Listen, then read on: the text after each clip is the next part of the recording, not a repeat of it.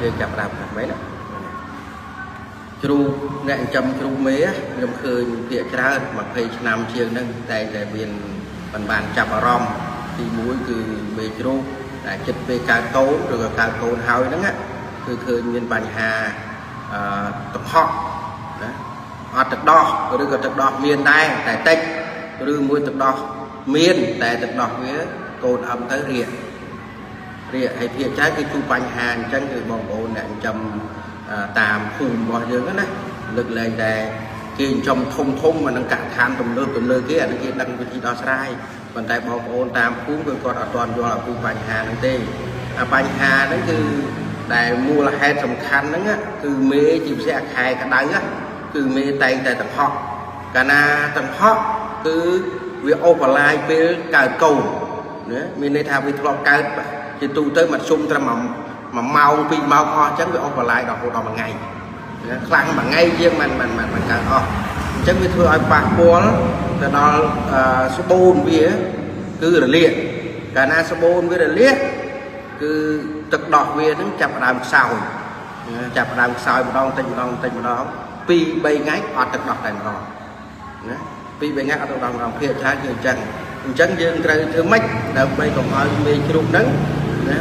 វាមានជួបបញ្ហាអញ្ចឹងកាលណាជួបបញ្ហាអញ្ចឹងធ្វើឲ្យកូនហ្នឹងគឺបើវាអឹមបានទឹកដោះមានក៏កូនរាកដែរណាហើយយើងគិតតែព្យាបាលកូនប៉ុន្តែយើងអត់បានពិនិត្យលើម៉ែរបស់វាធ្វើឲ្យម៉ែរបស់វាហ្នឹងគឺរលាកស្បូនរលាកដោះណាហើយអាចអូសបន្លាយដល់កូនហ្នឹងអញ្ចឹងយើងត្រូវវិធីធ្វើម៉េចដើម្បីកុំឲ្យមេហ្នឹងមានបញ្ហាអញ្ចឹងធម្មតានៅពេលដែលតង្ហក់យើងត្រូវតែដឹងថាកាលណាតង្ហក់គឺវាក្តៅខ្លួនណារៀបកើតគឺតង្ហក់អញ្ចឹងយើងត្រូវតែប្រើថ្នាំត្រជាក់ណាយើងប្រើថ្នាំត្រជាក់បាទអាណាសាំងណាហើយនៅពេលដែលវាកើតកូនមកណាយើងត្រូវតែចាក់អាមុកណាចាក់អាមុកហ្នឹងឲ្យបានទាបបំផុតក៏បាន3ថ្ងៃទៅ5ថ្ងៃដែរអ្នកខ្លះចាក់ដែរតែចាក់តែ1ថ្ងៃទេណាឬក៏ចាក់តែម្ដងទេហើយដល់អញ្ចឹងអត់គ្រប់ដូសស្បូនរបស់វាអត់ជាល្អអញ្ចឹងធ្វើឲ្យវាក្តៅខ្លួនកូនរាកឬក៏ខ្សោយទឹកដោះតែម្ដងណាអញ្ចឹងហ្នឹងគឺយើងត្រូវប្រើដោយសារតែវាកើតកូននោះវាទៅហក់ហើយវាអស់កម្លាំងអញ្ចឹងយើងត្រូវប្រើវីតាមីន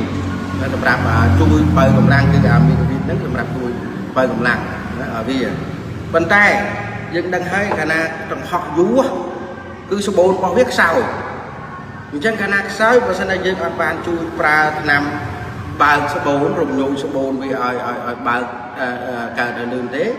វាធ្វើឲ្យមេនឹងកាន់តែចាប់ខ្លាំងអញ្ចឹងយើងត្រូវ